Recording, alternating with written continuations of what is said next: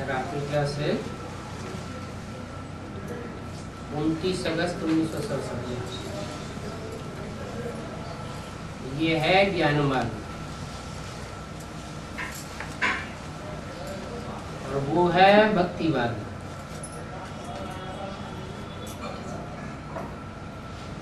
ज्ञान मार्ग माना जानकारी का मार्ग।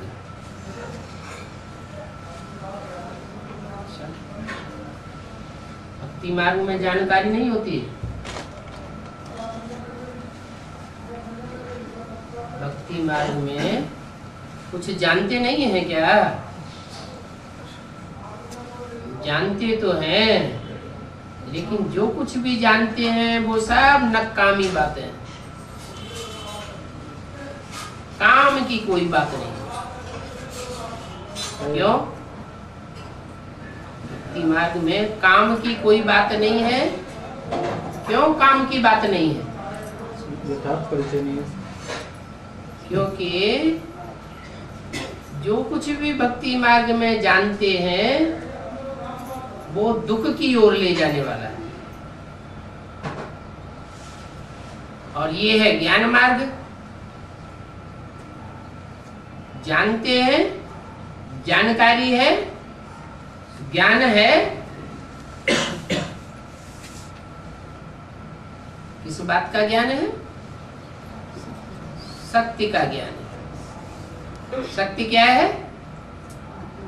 जो सुख देने वाला है सो सत्य है, जो दुख देने वाला है सो असत्य है। दुखदाई है रावण और सुखदाई है राम। सुख देने वाला एक है और दुख देने वाले रावण के अनेक सिर हैं और मुखिया बनकर के बैठे। एक है सुखदाता, बाकी सब है दुखदाता। तो सत्य किसे कहा जाए? ज्ञान किसे कहा जाए?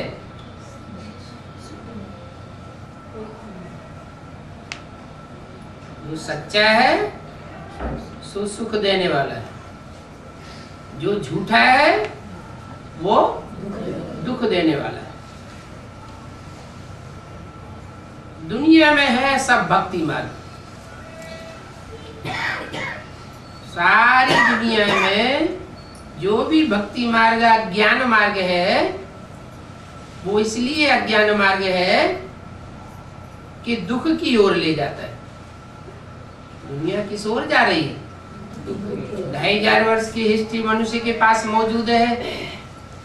दुनिया सुख की ओर जा रही है या दुख की ओर जा रही है? दुख बढ़ता जाता है और सुख घटता जाता है। तो दुख की ओर जाना माना अज्ञान मार्ग में है, और सुख की ओर जाना माना ज्ञान मार्ग में है। सुख स्वरूप और दुख स्वरूप। आत्मा सुख स्वरूप है, शांति स्वरूप है, लेकिन अभी क्या है? दुख स्वरूप है। ऐसा कोई मनुष्य मात्र सृष्टि पर नहीं है जो कहे कि दुख और अशांति हमारे पास नहीं आ सकती। सब सुख शांति के भिखमंगे हैं।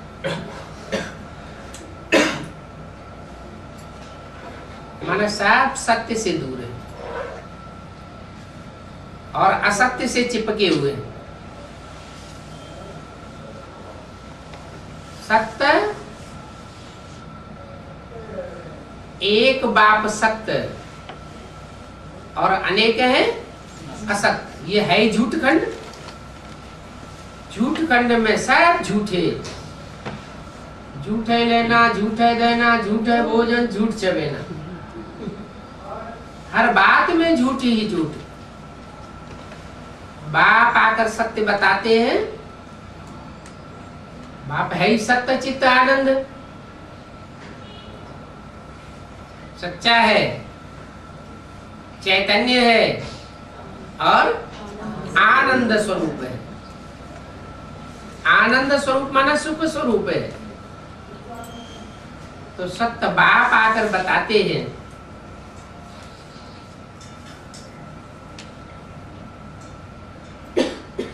कि अज्ञान क्या है और ज्ञान क्या है, दोनों की पहचान देते हैं। अज्ञानी मनुष्य अज्ञानता की दुनिया में पड़ा है, उसको पता नहीं है सत्य क्या है और असत्य क्या है। ऐसे तो बड़े बड़े जज बैठे हुए हैं, जजमेंट देने वाले, इस बात का जजमेंट देते हैं। सत्य क्या है, असत्य क्या है, न्याय क्या है, अन्याय क्या है। बड़े बड़े धुरंधर बैठे हुए हैं, लेकिन फिर भी सत्य सामने नहीं आता, झूठ ही झूठ बढ़ता जाता है। अभी सत्य बाप आकर के बताते हैं, सत्य का निचोड़ है आत्मा ज्योति बिंदु। इस स्वरूप में अगर टिकेंगे तो सत्य की पहचान होती जाएगी। सत्य है आत्मा, असत्य है शरीर, देह, देह के 5 तत्व। जहां देह के 5 तत्व हैं, भले चैतन्य में है तो भी उनमें काम, क्रोध, मोह, अहंकार भरा रहता है, देह भान भरा रहता है। क्योंकि आत्मा अपन को देह समझ बैठी है। देह भान आने से, देह अहंकार आने से अज्ञानता की ओर बढ़ते जाते हैं। आत्माभिमान आने से सत्य की ओर बढ़ते जाते हैं। अभी बाप आया हुआ है सत्य, बताते हैं कि सत्य युग आने वाला है और झूठखंड जाने वाला है। ज्ञान की दुनिया आने वाली है, सत्य की दुनिया सतयुग आने वाला है और अज्ञानता की दुनिया झूठखंड खलास होने वाला है। ये देह की दुनिया है। देह की दुनिया में 5 तत्वों की भी प्रधानता है और 5 विकारों की भी प्रधानता है। 5 विकारों का बाप है देह अभिमान, और देह की बनावट होती है 5 तत्वों से। तो 5 तत्व देह का सार, जिनसे 5 तत्व वाला शरीर बनता है, और आत्मा 5 तत्वों के बने हुए शरीर से बिल्कुल भिन्न। इतनी भिन्न कि आत्मा सदा सत्य है और देह सदा असत्य है। कुछ पता नहीं, ये देह आज है और कल न रहे, विनाशी। सत्य है अविनाशी और देह है विनाशी। देह के 5 तत्व भी विनाशी। तो क्या सतयुग में देवताओं को देह नहीं होगी? है? देह तो होगी, लेकिन देह का भान नहीं होगा। और उसे झूठ खंड की दुनिया में देह का भान पकड़, मैं इतने पैसे वाला हूँ, मैं इतने मर्तबे वाला हूँ, मेरी इतनी पोजीशन है। तो ये जो देह भान है वो देह भान ही झूठ है। झूठ खंड की दुनिया में झूठ आता है रावण से, और रावण अज्ञानता ही सिखाता है। क्या? अजानता।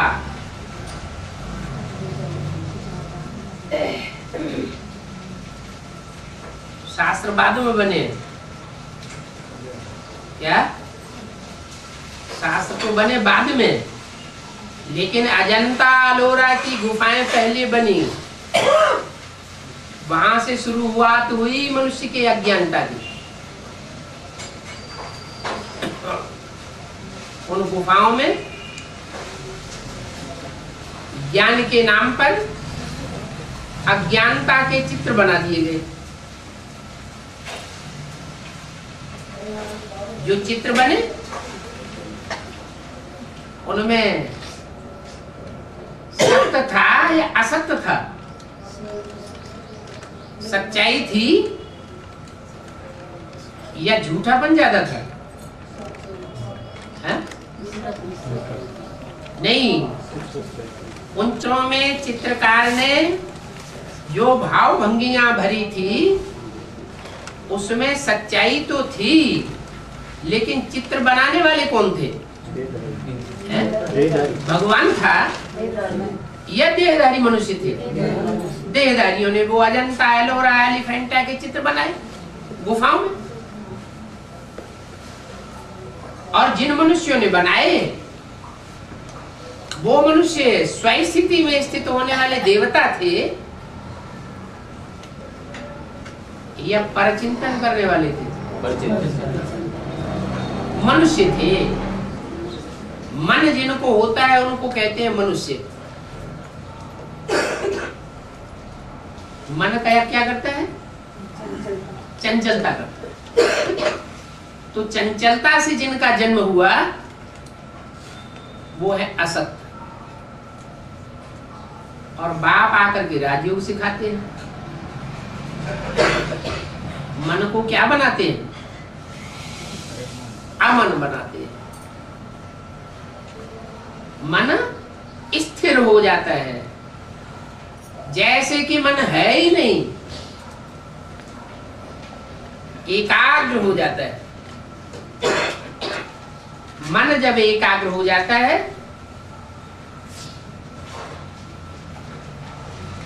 तो आत्मा बन जाती है। आत्मिक स्थिति जो पक्की होती है वो नंबरवार होती है।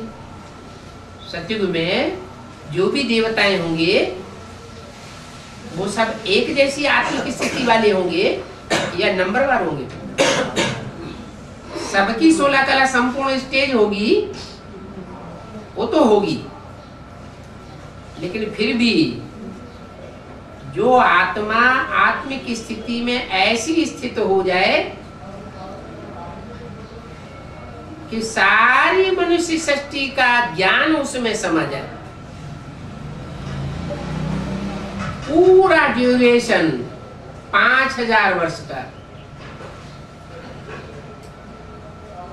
उस बुद्धि में आत्मा में समाया हुआ हो तो कहेंगे संपन्न आत्मा, संपूर्ण आत्मा। अगर कोई आत्मा दो जन्म या 2 दिन भी कम जन्म लेती है 5000 वर्ष के ड्यूरेशन, तो उसको संपूर्ण नहीं कहेंगे, आत्मा नहीं कहेंगे। 16 कला संपूर्ण तो होगी, लेकिन कुछ न कुछ परसेंटेज में आत्मिक स्थिति में अंतर पड़ जाएगा। तो 100% सत्य सिर्फ एक बचता है और बाकी सब परसेंटेज में आ जाते हैं। जो 100% सत्य बचता है इस सृष्टि पर, जिसके लिए बोला है इस सृष्टि पर सदा कायम एक शिव बाबा है।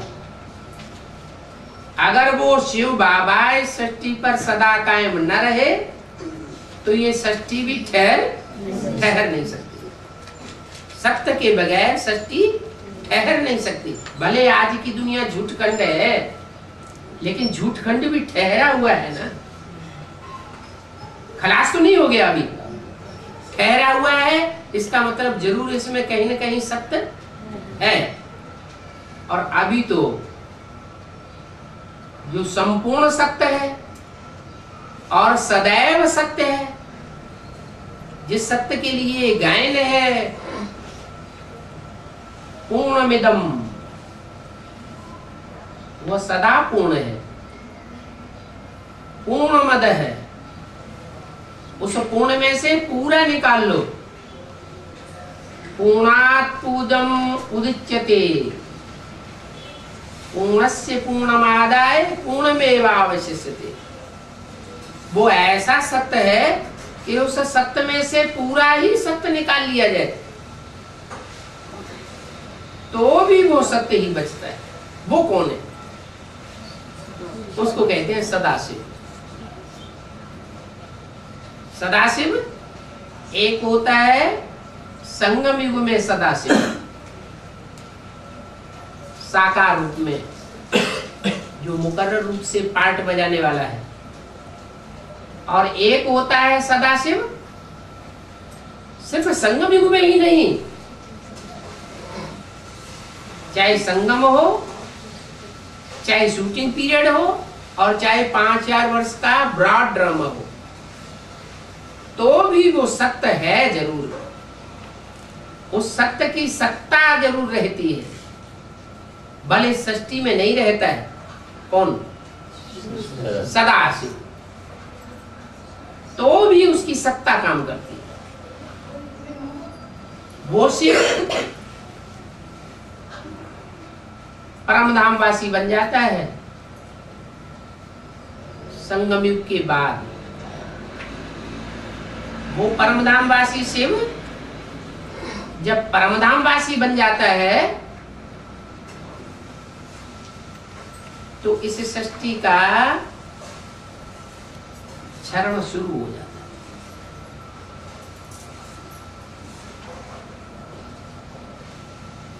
जैसे मकान बनता है, इंजीनियर बता देते हैं इस पुल की आयु, इस मकान की आयु इतनी है, तो 4 अवस्थाओं में बताया जाता है कि ये सतो प्रधान स्टेज, ये तमो प्रधान, ये रजो, ये सतो।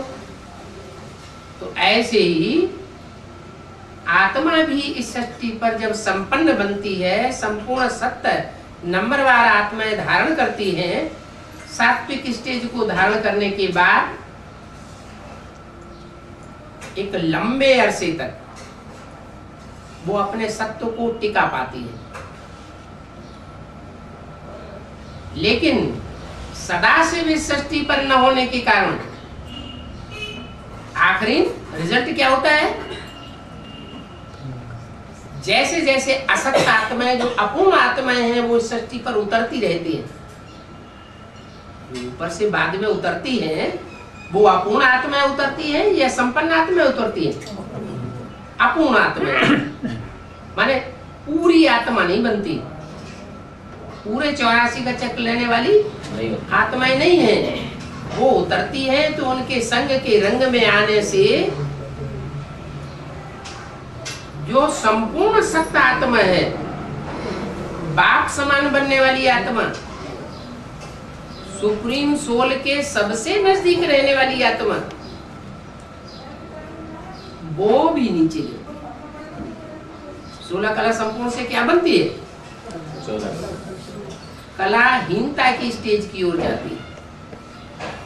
और ये क्रम सत्युग की आदि से ही चलता है। क्यों चलता है? जैसे सोना होता है, सोना में चांदी की खाद डाली जाती है तो सोने का ग्रेड नीचे उतरता है। लेकिन चांदी की खाद पड़ी है, चांदी तो बहुत ड्यूरेबल होती है। क्या चांदी में घिसाव नहीं आता, फिर भी सोने का जो मूल्य है वो कम होता जाता है।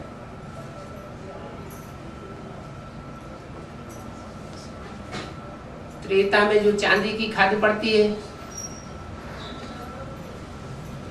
वो आत्माएं ढेर की ढेर उतरती हैं। 8 करोड़ आत्माएं, और सत्य को पूरा ही नीची स्टेज में ला देती। जो सच्चा है, सच्चाई है, जो ज्ञान है, वो पूरा ही डिग्रेड हो जाता है। कौन सी स्टेज तक पहुंचता है? 8 कला तक पहुंच जाता है। आत्मा 8 कला बन जाती है, और 8 कला से भी जब नीची की स्टेज में आती है तो उसे कहते हैं झूठा। सच्चाई कब तक रही? 8 कला से ऊंची स्टेज तक रही, तब तक सत्य आत्माएं आत्मिक स्टेज में टिकी हुई थी। और 8 कला से नीचे आई, झूठी होने लगी। कहते ना, ये गिलास पानी रखा हुआ है, ये पानी शुद्ध है,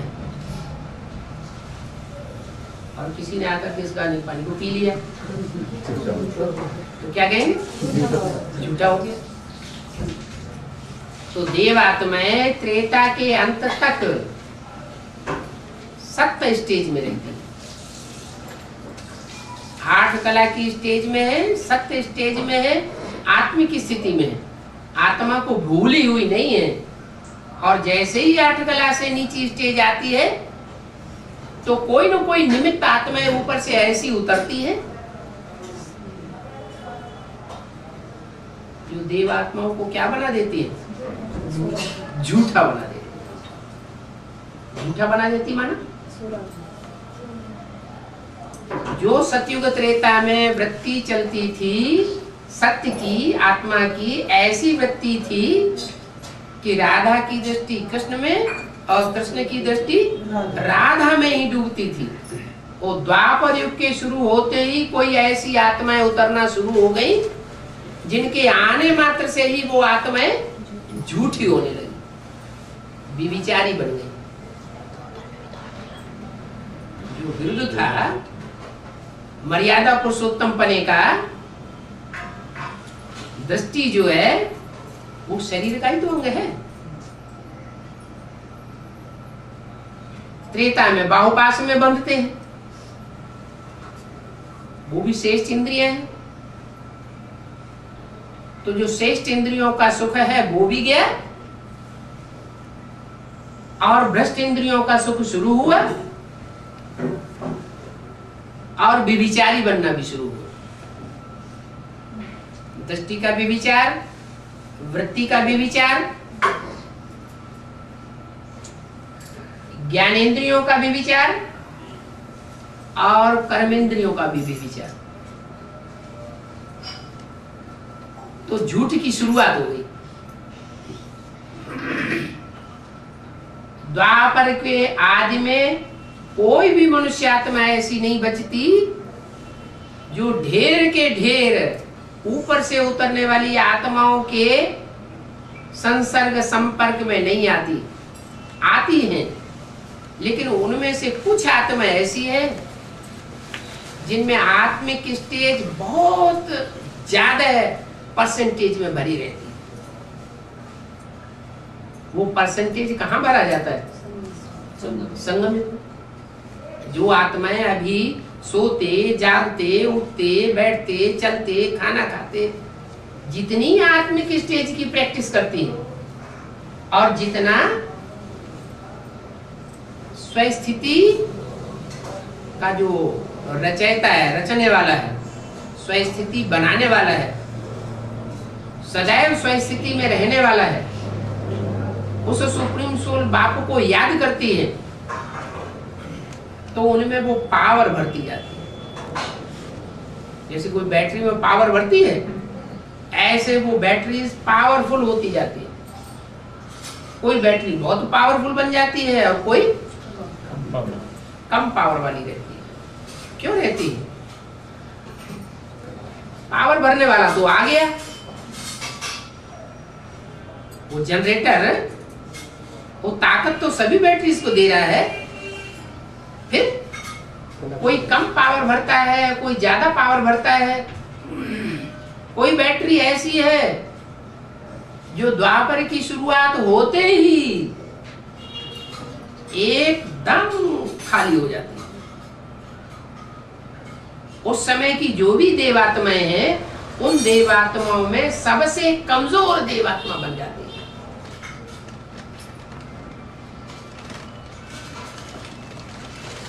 और उस कमजोर देवात्मा में, पतित देवात्मा में ऊपर से आने वाली पावरफुल आत्मा प्रवेश कर जाती है। जो ऊपर से प्रवेश करती है वो अपनी कोटि की पावन आत्मा है, लेकिन इतना ज्ञान उसमें नहीं है कि व्यभिचार क्या होता है और अव्यभिचार क्या होता है। झूठा किसे कहा जाता है और 100% सच्चा किसे कहा जाता है। ऐसी आत्मा जब उस कमजोर आत्मा में प्रवेश करती है तो सत्य का ज्ञान न होने के कारण वो भी तेजी से उस झूठ के संग के रंग में आती है, पतित आत्मा के संग के रंग में आती है और तेजी से नीचे गिरना शुरू हो जाती है। क्यों? क्योंकि उस आत्मा की बुद्धि में व्यभिचार का ज्ञान नहीं है। खूब व्यभिचार फैलाती है, दृष्टि वृत्ति का करप्शन फैलाती है। उस फैलाने के टाइम पर कुछ आत्माएं उस करप्शन से बच करके रहती है और कुछ आत्माएं पूरी कन्वर्ट हो जाती है। इसका कारण क्या हुआ?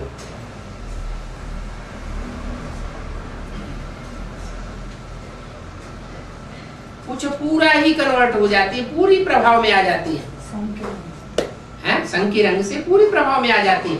और कुछ अपने को कंट्रोल करके रखती, कंट्रोल करके ही नहीं रखती,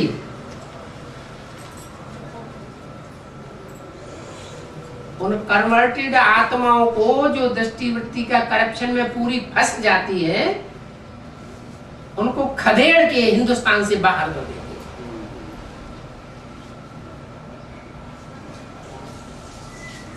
क्या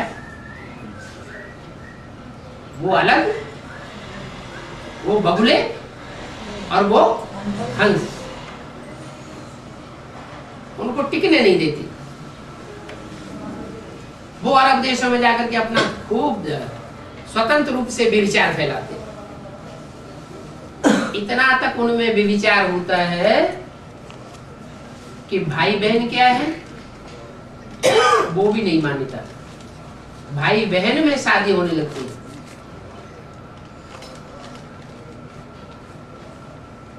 तो वो तो स्वतंत्र हो गई व्यभिचार के लिए, व्यभिचारी दुनिया बनाने के लिए।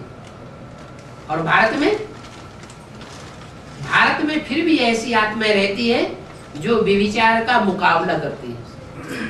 झूठ माना व्यभिचार, व्यभिचार का मुकाबला करती है।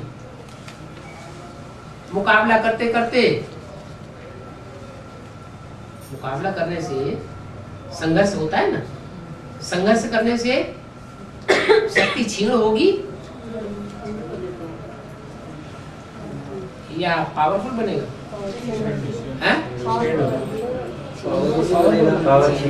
मुकाबला करने से शक्ति क्षीण होती है या पावरफुल बनती है? क्षीण होती है। कोई भी संघर्ष करेंगे, कोई भी संघर्ष करेंगे तो शक्ति क्षीण होती है। बाबा ने हमको अभी क्या सिखाया?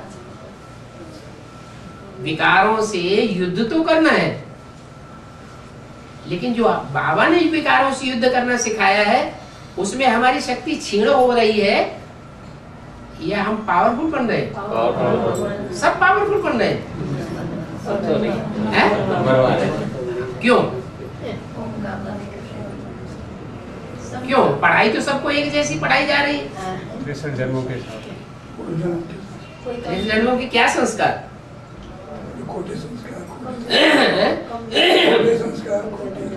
नहीं, जिन आत्माओं ने व्यभिचारियों का संग लिया है पूर्व जन्मों में, वो यहाँ शूटिंग पीरियड में भी उन व्यभिचारियों के संग के रंग में आ जाती है। बनी बनाई बन रही, अब कछु बन नहीं ना, तो कब बनी बनाई? 63 जन्मों में जो बनी बनाई है वो यहाँ शूटिंग पीरियड में रिहर्सल होती है। शूटिंग पीरियड में रील घूमती है। तो ये जो रील घूम रही है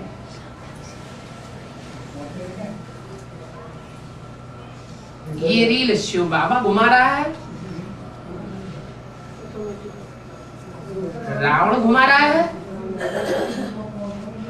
या हम आत्माएं घुमा रही है? इस रील के घुमाने का जिम्मेवार कौन? हर आत्मा अपने लिए खुद जिम्मेवार है। अभी भगवान बाप तो आकर के हमारी बुद्धि रूपी हथेली में पूरी तकदीर दे रहा है। ऐसा करने से ऐसा होगा, ऐसा करने से ऐसा होगा। जानते भी हैं झूठ क्या है और सत्य क्या है, फिर भी जानने के बावजूद भी न चाहते हुए भी क्या हो जाता है? झूठ की ओर आकर्षण हो जाता है। तो जो झूठ की ओर आकर्षण हो जाता है और हम जानते हैं कि हमारा ही किया हुआ कर्म है, कोई दूसरे का किया हुआ कर्म नहीं है। अगर कोई आत्मा माया बनकर के आती है, रावण बनकर के आती है, माया बन के आती है स्त्री रूप में और रावण बन के आती है पुरुष रूप में, ये दो रूप में माया आती है ना। तो जो भी माया आती है उस माया के प्रभाव में हम झूठ और सत्य को नहीं पहचान पाते और द्वापर युग में हम कमजोर पड़ जाते हैं। कोई द्वापर में आज में ही कमजोर पड़ते हैं, कोई द्वापर के मध्य में कमजोर पड़ जाते, दूसरे धर्म पिताओं के आने के बाद, कोई द्वापर के अंत में, कोई कलयुग के अंत में, कोई कलयुग के मध्य में, और कोई आत्मा ऐसी है जो कलयुग के अंत तक, अंतिम जन्म तक झूठ से लड़ाई लड़ती रहती है।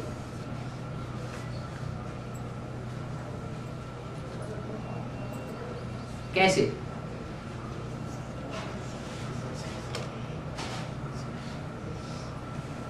अंतिम जन्म तक लड़ाई लड़ेंगी तो संघर्ष करते करते उन आत्माओं का हाल क्या होगा? बेहाल हो जाना चाहिए है? बेहाल नहीं होना चाहिए। नहीं, जैसे यहाँ इस समय संगम युग में जो आत्माएं विकारों से युद्ध कर रही हैं और हिम्मत नहीं आती, क्या? एक तो होता है विकारी ऐसा जो अपने घर में ही विकारी है, और एक विकारी ऐसा होता है जो अनेकों के साथ भी विचार में आसक्त हो जाता है। एक है सन्यासी जो अपने घर को सन्यास करता है, और हम बच्चों को कैसा सन्यास बताया है? बेहद का सन्यासी बनना है। बेहद का सन्यासी का मतलब क्या है? कि हमारी कोई हद की गृहस्थी नहीं है। क्या? छोटी गृहस्थी नहीं है। हमारी कोई छोटी मोटी गृहस्थी नहीं है। वसुधैव कुटुंबकम, सारी वसुधा ही हमारा परिवार है। तो जब सारा ही परिवार हमारा परिवार है, सारी दुनिया की सारी मनुष्य आत्माएं हमारा परिवार है, तो उनसे हमारा अलगाव रखना चाहिए, दूरवाज खुशवाज होना चाहिए या मिलजुल कर रहना चाहिए? लेकिन हम मिलजुल कर रहते हैं तो हमें चैप लग जाता है। फिर क्या करें? हम मिलजुल करके रहते हैं और मिलजुल करके रहने के कारण क्या होता है कि हम व्यभिचार में आसक्त हो जाते हैं, हमारी इंद्रियां जो है आसक्त हो जाती हैं। तो क्या करें? दूरवाज खुशवाज रहें या मिक्स होकर के रहें?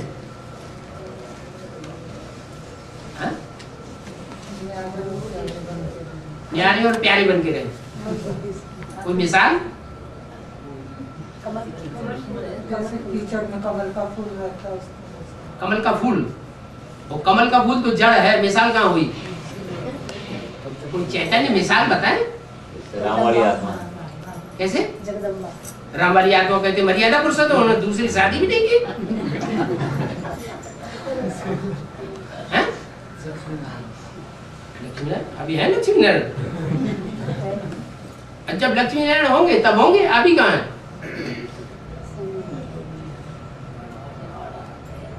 अरे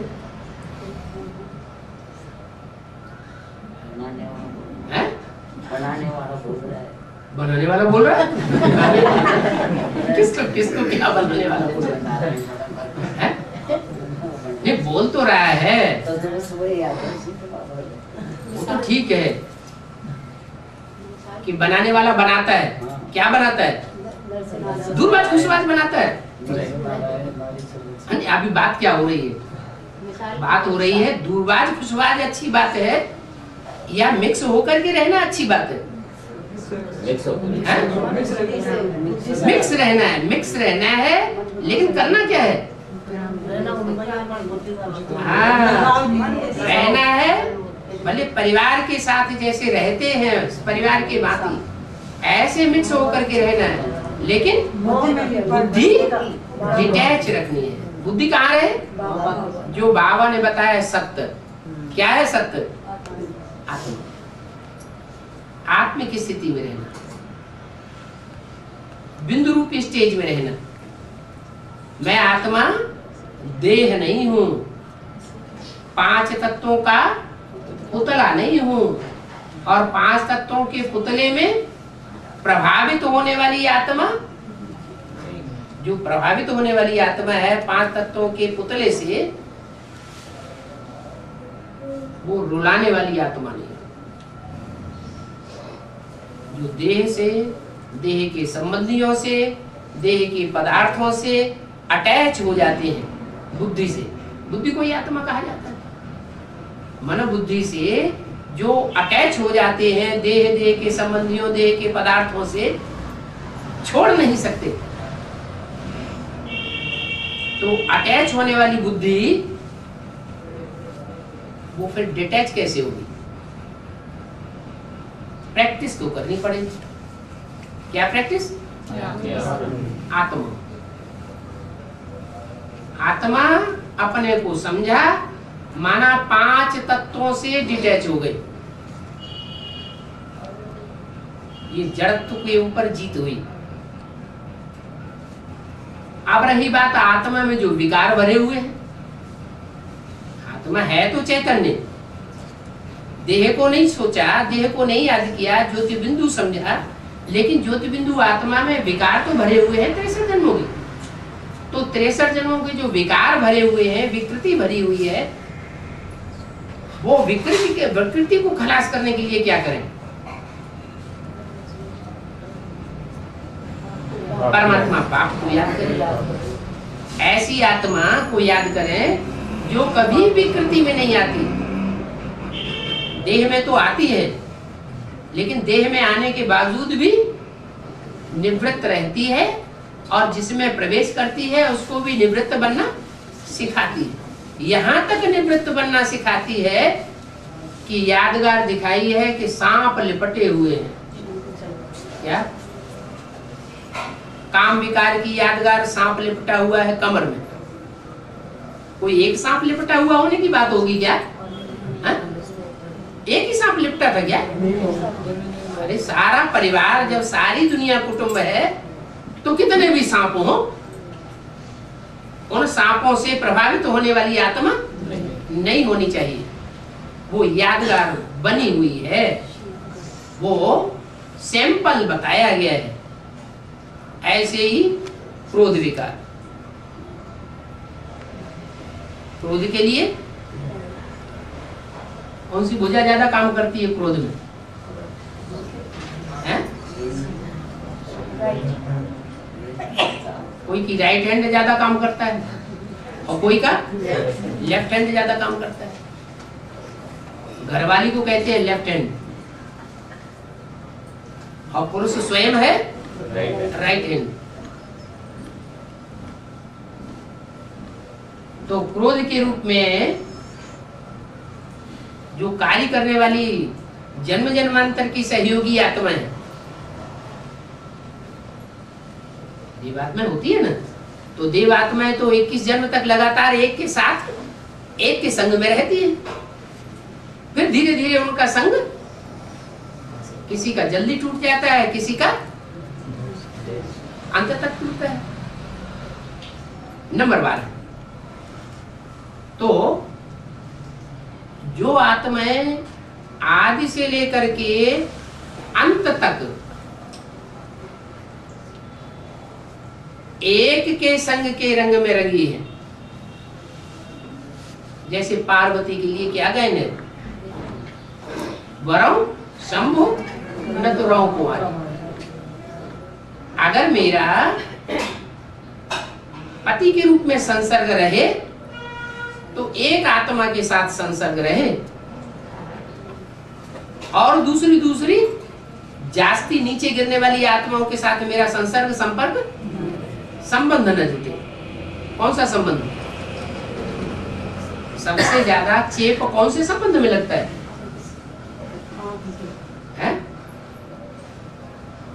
सबसे ज्यादा जो चेप लगता है, आसक्ति आती है, वो कौन से संबंध में आती है?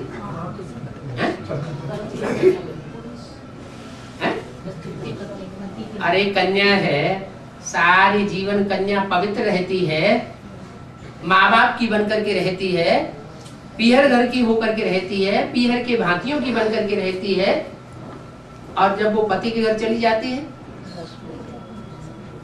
तो किसकी हो जाती है? पति के घर। ऐसे क्या बात हो गई जो इतना परिवर्तन हो गया? देह का चेप लग गया। देह का लग गया। देह का चेप वो लगा जो उसी संबंध में होता है और किसी संबंध में नहीं होता। क्लोज कनेक्शन, इंद्रियों का, सारी इंद्रियों का क्लोज कांटेक्ट जिस संबंध में होता है, वो संबंध सबसे नीचे गिराने वाला है। अगर ईश्वरीय स्मृति में रहे, आत्मिक स्थिति में रहे, क्या आत्मा की पक्की स्थिति में रहे, तो चेप लगेगा फिर? नहीं लगेगा। तो फिर तो करके देखना चाहिए।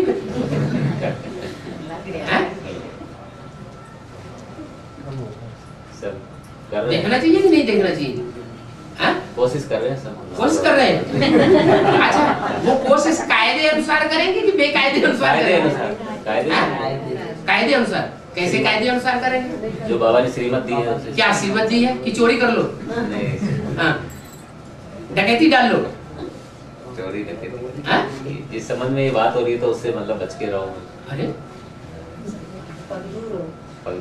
इस दुनिया में, खास करके भारतवर्ष में, तो कोई ऐसी कन्याएं होती नहीं है जो बिन फेरे हम तेरे बन जाए और किसी पुरुष के इंद्रियों से आसक्त हो जाए, संसर्ग संपर्क में, संबंध में आने लगे। चोरी चकारी और डकैती की बात दूसरी है। तो क्या करेंगे? अभी तो शिव बाबा ने हमको मंत्र ये दिया है कि तुम सब ब्रह्मा कुमार कुमारी हो। क्या हो? ब्रह्मा कुमार हो और ब्रह्मा कुमारी हो, तो संबंध क्या बन गया? भाई बहन का संबंध बन गया। अगर एडवांस ज्ञान में आ गए तो भाई भाई, तो फिर और ऊंची स्टेज हो गई, भाई भाई का संबंध बन गया। फिर ये बातें आनी चाहिए। फिर ये बुद्धि में कैसे आ गया कि हमारा पूरा परिवार जो है वो हमारा कुटुंब है? जब पूरा परिवार कुटुंब है, सारी दुनिया हमारा कुटुंब है, हमारा परिवार है, तो परिवार जो है वो हमारी बुद्धि में कौन सा परिवार है? बाहर की दुनिया का परिवार है या जो बाप ने आकर के परिवार बनाया वो परिवार बुद्धि में? बाप ने जो परिवार बनाया वो परिवार हमारी बुद्धि में। उस परिवार में भी ये देखना है, भाई बहन तो हैं, लेकिन कहीं एक ही बहन तो नहीं है ऐसी जहां हमारा सारा बुद्धि जा रहा हो। ये हमारी बहन है और बाकी सब भतीजे भतीजी हैं। ये भी देखना जरूरी है। किसी एक से बहन का रिश्ता विशेष जुड़ गया और दूसरे से बहन का रिश्ता उतना नहीं जुड़ा हुआ, तो उसको बाबा कहते हैं फैमिलियरिटी। क्या? किसी के साथ व्यक्तिगत रूप से फैमिलियरिटी में नहीं आना है। अगर फैमिलियरिटी में आवेंगे तो भी चूक जाते हैं। जो फाइनल एग्जाम होगा ना, उस फाइनल एग्जाम में जिस नंबर से पास होना चाहिए उस नंबर में पास नहीं होगा। अरे परमात्मा बाप के सब बच्चे बच्चियां हैं, सभी हमारे भाई बहन हैं।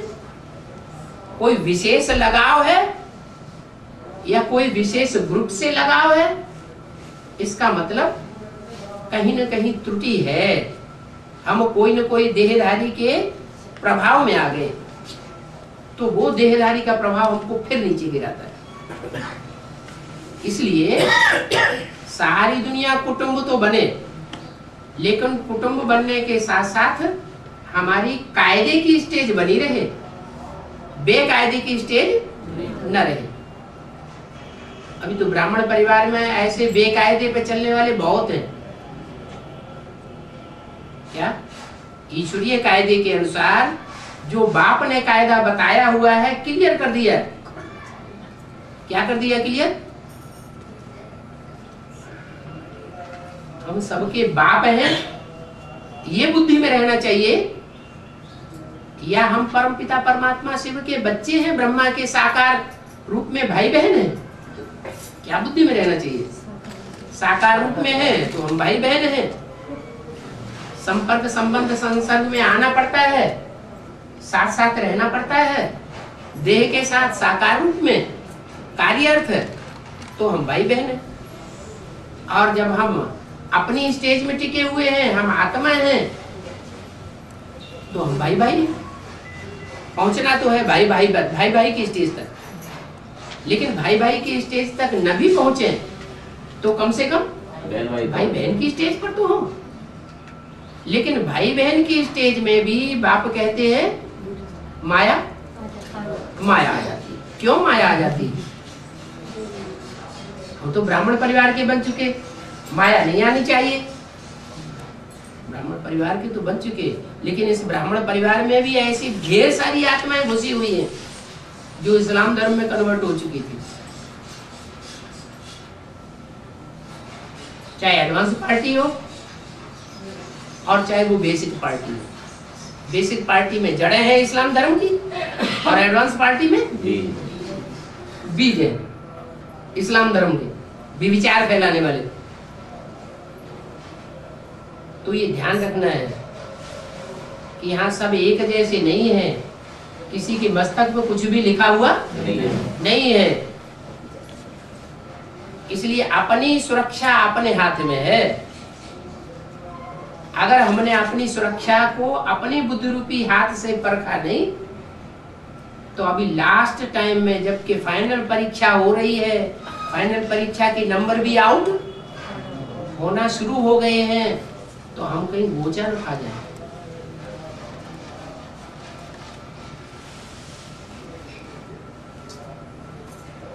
पांच हैं दुश्मन, काम, क्रोध, लोभ, मोह।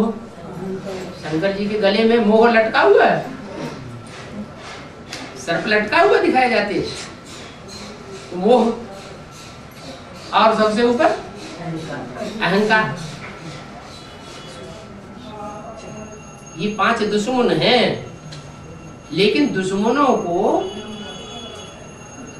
से दुश्मनी करनी है क्या? हाँ, क्या करना है? क्या करना है?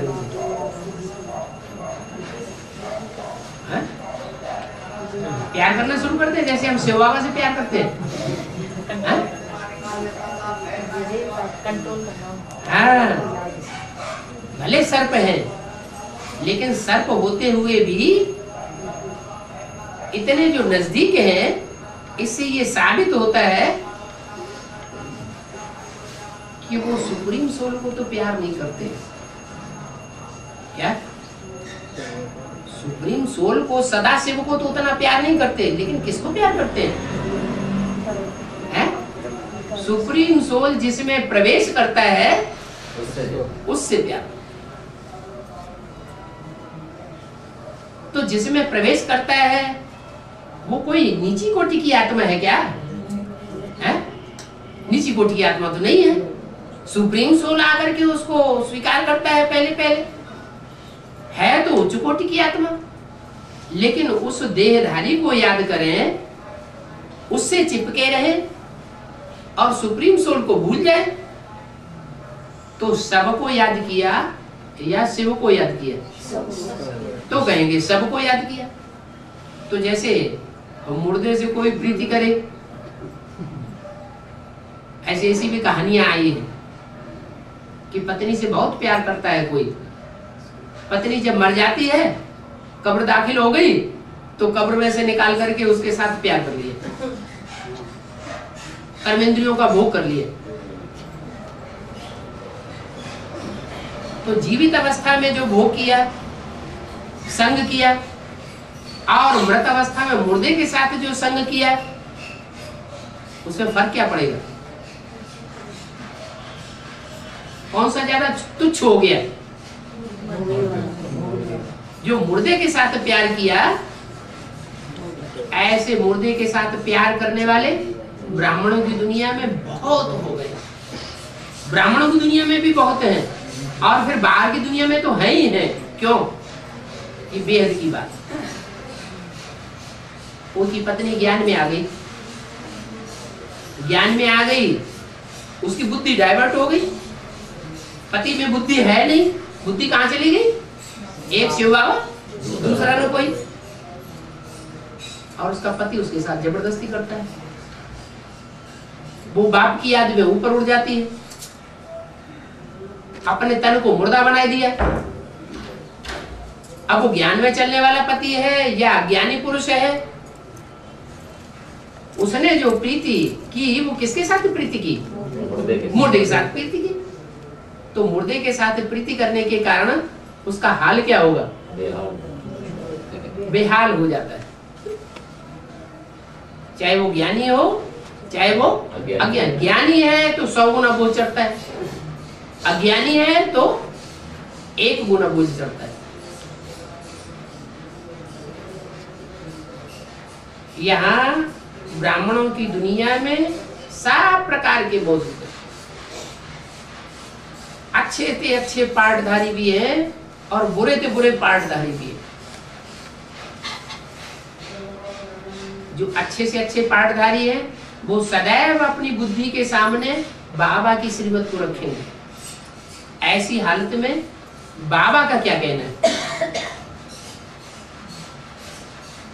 सर्व सर्पणिक की दुनिया है, संग के रंग में आते हैं, वो हमारा परिवार है, सारी दुनिया को परिवार का, कुटुंब का भांति बनाना है, बन रहे हैं। तो दूरबाज खुशबाज होने की बात तो नहीं है। जैसे शादी में बुलाते हैं, हम मना कर देते हैं, हम नहीं आएंगे। इसको क्या कहेंगे? इसको कहेंगे दूरबाज खुशबाज। अरे 63 जन से हिसाब किताब बांधे हैं, बाबा ने तो मुरली में बोला नहीं है क्या तोड़ दो। कि तोड़ ना निभाओ। कोई बुला रहा है और प्यार से बुला रहा है, कोई हमको जान से मार देने के लिए तो नहीं बुला रहा है, घात करने के लिए बुला रहा है क्या? नहीं। तो अगर प्यार से बुला रहा है तो उसके पास जाना चाहिए ना, जाना चाहिए, लेकिन क्या पक्का करके जाना चाहिए? सेवा करने कि हम उसकी सेवा करके आएंगे, उसके प्रभाव में हम नहीं आएंगे। कुछ भी हो जाए हम उसके प्रभाव में नहीं आएंगे, अपना प्रभाव, बाबा का प्रभाव उसके ऊपर छोड़ के आएंगे। तो ऐसे ही ये तो हुई गृहस्थियों की बात, लेकिन जो गृहस्थी नहीं है, अपने को ईश्वरीय सेवा में अर्पण कर दिया है, उनके लिए भी यही बात लागू होती है। क्या कोई अगर प्यार से बुलाता है कि आकर के हमको समझाओ, और वो जानता है कि ये तो नीति नियमों पर चलने वाले नहीं है, ये तो नियमों का उल्लंघन करने वाले हैं, और उनके निमंत्रण को ठुकराए दे,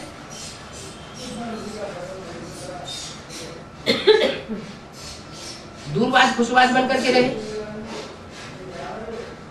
वो प्यार का हाथ बढ़ाए और वो उस हाथ को ठुकरा दे, तो अच्छी बात है क्या? ये तो अच्छी बात नहीं। तो जो ठुकराने वाली वृत्ति है वो सन्यासियों की वृत्ति हो गई।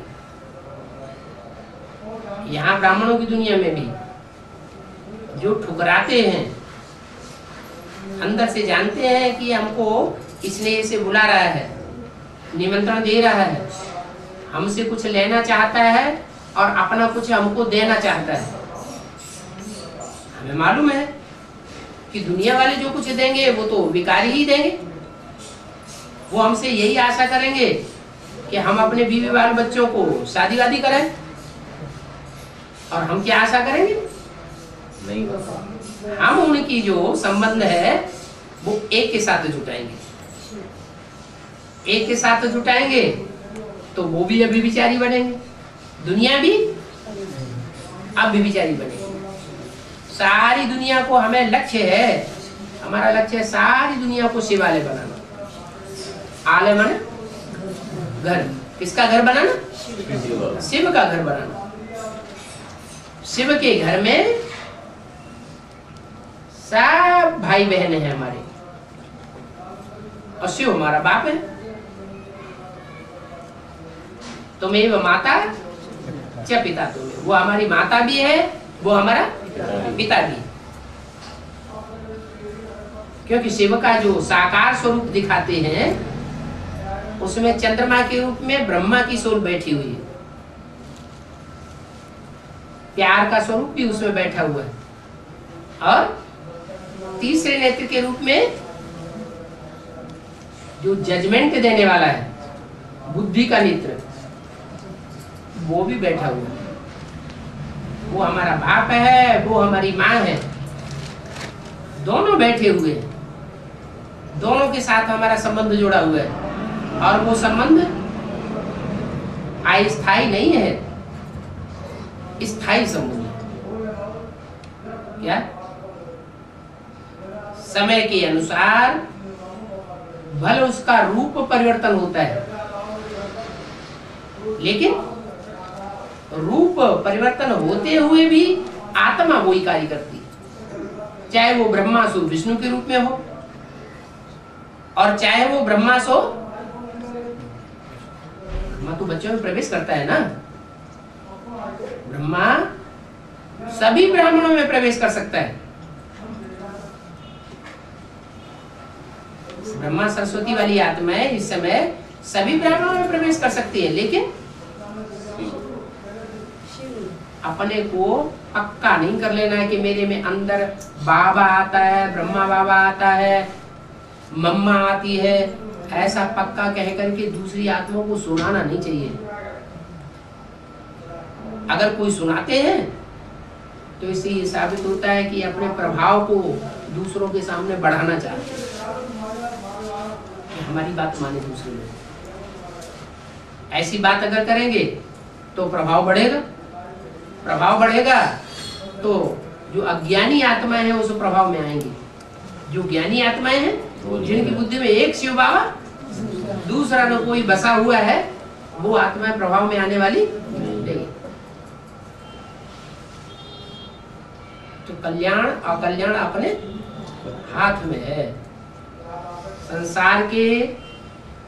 संसार की जो भी मनुष्य आत्माएं हैं, हमारी बुद्धि में तो बैठ गया है कि श्रेष्ठ आत्माएं कौन सी हैं, जो पूरे 84 जन्म लेने वाली है, पूरे पक्के 84 जन्म लेने वाले आत्मिक स्थिति में स्थित होने वाले हैं, वो हमारा परिवार है, वो हमारी डायनेस्टी का परिवार है। और जो पूरे 84 जन्म लेने वाले नहीं है, वो हमारा परिवार नहीं है।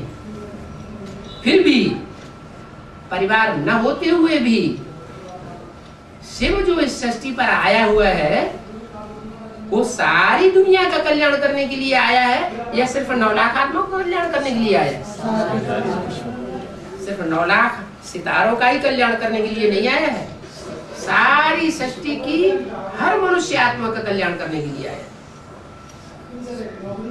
तो हमारी भी ये दृष्टि वृत्ति रहे कि कोई भी आत्मा हमारे संसर्ग संपर्क में आती है, हम उसको ठुकराएं नहीं। क्या कुछ न कुछ कणा दाना उसको देने का लक्ष्य रखें।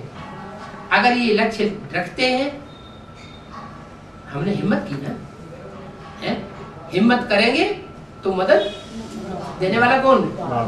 सुप्रीम सोल बाप हमको मदद देने के लिए तैयार है, क्योंकि हम उसके काम करने के लिए निमित्त बनते हैं। तो ये नहीं देखना है कि ये सर्प है, ये काम विकार का सर्प है, ये क्रोध विकार का सर्प है, ये अहंकार का सर्प है, ये लोभी है, ये हमारा सब कुछ हरण कर लेगा, ये भाव नहीं रखना। लेकिन अंदर से अलर्ट रहना। क्या क्या अलर्टनेस रहे? नुकसान है? नहीं, सांप है ये नहीं, सांप के रूप में नहीं देखना। क्या देखना? हाँ, हमको संग का रंग से प्रभावित न हो जाएंगे, आत्मिक स्थिति में रहें। कोई भी हो,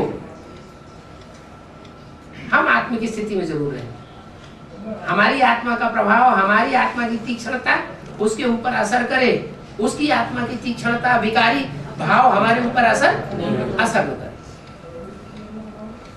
तो बाबा से पूरा सहयोग मिलेगा। ये भी तो सर्विस है। क्या जैसे बाबा किसी को सुनाते हैं तो ऐसे बोलते हैं, ये कौन सा ज्ञान है तुम्हारा जो ऐसे नियम लेके बैठे? कैसे नियम?